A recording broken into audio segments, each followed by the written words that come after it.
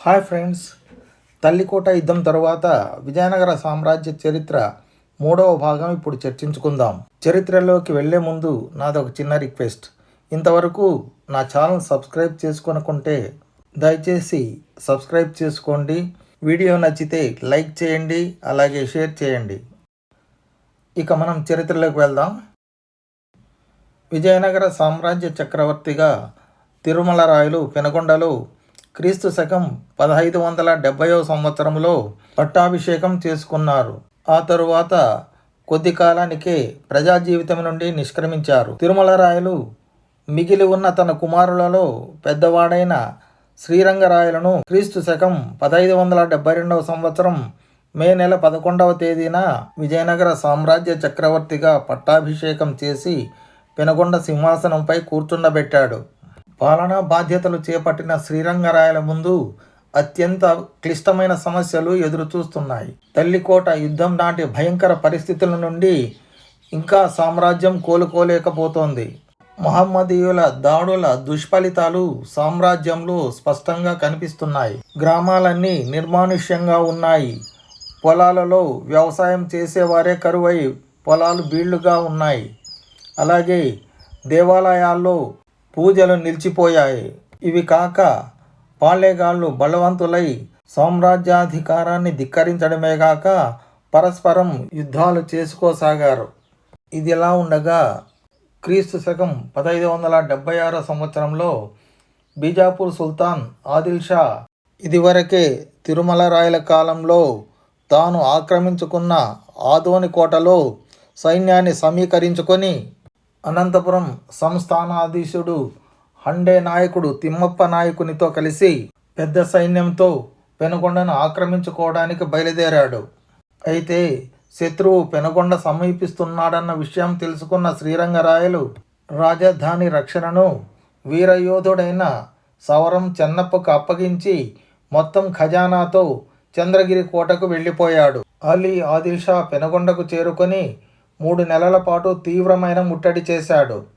చెన్నప్ప తీవ్ర ప్రతిఘటన కారణంగా అతను కోటను పట్టుకోలేకపోయాడు. పెనుకొండ కోట ముట్టడి చేసి 3 నెలలు కావస్తున్నా కోట తన వశం కాలేదన్న చికాకులో ఉన్న ఆదిల్ షాకు సవరం చెన్నప్ప నుండి పెద్ద ఎదురు దెబ్బ తగిలింది. 3 నెలల నుండి కోట ముట్టడిలో ఉన్న వెరవక సవరం చెన్నప్ప నాయకుడు ఒక ఎత్తు వేశాడు. అదేంటంటే కోటలో ఉన్న గాడిదలన్నీ ఒకచోట చేర్చి వాటికి ఎర్రటి దుస్తులు కుట్టించి ఆ దుస్తులను గాడిదలకు తొడిగి గాడిదల తోకల చివర డబ్బాలు కట్టి వాటిలో రాళ్లు వేసి కోట వాకిళ్లు తెరిపించి ఒక్కసారిగా గాడిదల గుంపును ఆదిల్ షా సైన్యం పైకి తోలాడు. ఆదిల్ షా సైన్యంలో ముందు వరుసలో ఉన్న అశ్వదళము గాడిదలపై ఉన్న ఎర్రటి గుడ్డలను చూసి బెదిరి చెల్లాచెదురు కాసాగాయి. తోకలకు కట్టిన డబ్బాలో రాళ్ల శబ్దానికి గాడిదలు మరింతగా బెదిరిపోయి ఆదిల్ షా అశ్విక దళంలోకి మరింతగా చొచ్చుకుపోయాయి. ఆ చర్యతో బెదిరిపోయిన అశ్విక దళం వెనుక వైపునున్న ఆదిల్ షా సైన్యాన్ని ఢీకొట్టాయి. ఏం జరుగుతోందో తెలియని గందరగోళంలో ఉన్న ఆదిల్ షా సైన్యముపైకి సవరం చెన్నప్ప నాయకత్వంలో పెద్ద సైన్యము కోట బయటికి వచ్చి గందరగోళంలో ఉన్న ఆదిల్ షా సైన్యముపై బడి దొరికిన వారిని దొరికినట్లు నరకసాగారు. ఈ సంఘటనతో భీతిల్లిన ఆదిల్ షా సైన్యము మరియు ఆదిల్ షా తమ రాజ్యం వైపు పారిపోయారు. అతి పెద్ద గండం గడిచిందని ఊపిరి పీల్చుకుంటున్న సమయంలో ఆదిల్ షాతో యుద్ధము జరిగి 2 ఏళ్లు పూర్తి కాకనే క్రీస్తు శకము 1978వ సంవత్సరము గోల్కొండ సుల్తాను ఇబ్రహీం కుతుబ్ షా పెనుగొండపైకి దండయాత్ర ప్రారంభించాడు. విజయనగర రాజ్య ఉత్తర మండలాలను గోల్కొండ సైన్యం ముంచివేసింది. మురహరిరావు నాయకత్వంలో ఒక సైన్యం కృష్ణానదిని దాటి శ్రీరంగరాయలకు ఎదురు తిరిగిన హండే నాయకులు మలకప్ప కదంబరాయల సహాయంతో ప్రస్తుత కర్నూలు జిల్లా తూర్పు తాలూకాలను కొల్లగొట్టింది. మురహరిరావు హిందూ అయినప్పటికీ ఈ దండయాత్రలో అతను ముసల్మానుల కంటే ఘోరంగా ప్రవర్తించాడు. సుప్రసిద్ధ అహోబల దేవాలయంపై దాడి చేసి బంగారు వెండితో చేసిన కెంపులు తాపిన ఆలయ విగ్రహాలను దోచుకొని ఆ ప్రాంత వాసుల నుండి లాక్కున్న 4 లక్షల హుండ్లతో కలిపి ఇబ్రహీం కుతుబ్ షాకి పంపాడు. అహోబిలం శాసనం 1 ఈ విషయాన్ని ధృవపరుస్తున్నది. అహోబిలం మఠం నుండి తరిమివేయబడిన అహోబిలం శ్రీవైష్ణవ మఠం జియరు పెనుగొండకు వెళ్ళి ఆక్రమణదారుల సృష్టించిన బీభత్సాన్ని శ్రీరంగరాయలకు వర్ణించి చెప్పాడు.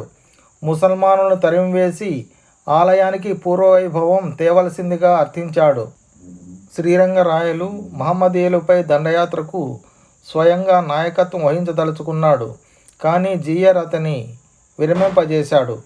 తెలుగు చోళ నాయకుడు కొండ్రాజు వెంకటరాజుకి ఈ బాధ్యత అప్పగించమని కోరాడు. శ్రీరంగరాయలు మహమ్మదీయులను తరిమివేయమని వెంకటరాజును ఆజ్ఞాపించాడు.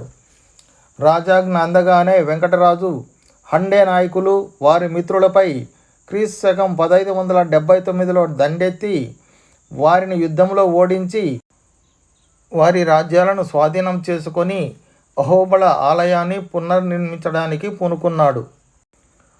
కొండ్రాజు వెంకటరాజు విజయంతో ఇబ్రహీం కుతుబ్ షా ఆగ్రహించి హండే నాయకుల ఓటమిని తెలుసుకున్న వెంటనే మురహరిరావు కింద సేనానుల్లో ఒకడైన హైదరుల్ ముల్క్ బలమైన సైన్యమిచ్చి కొండవీడి రాజ్యాన్ని ఆక్రమించుకొని రమ్మని విజయనగరంపైకి పంపాడు.